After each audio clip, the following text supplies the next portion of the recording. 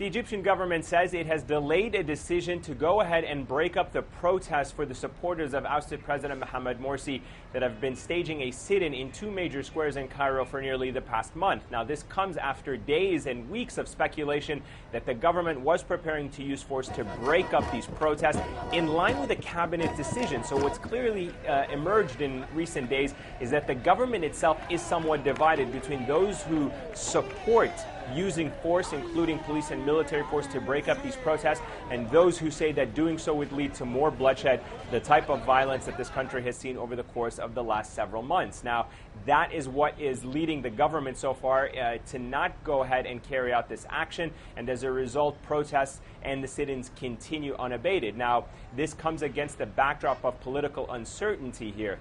The country's former president, Mohamed Morsi, he remains in Egyptian military custody.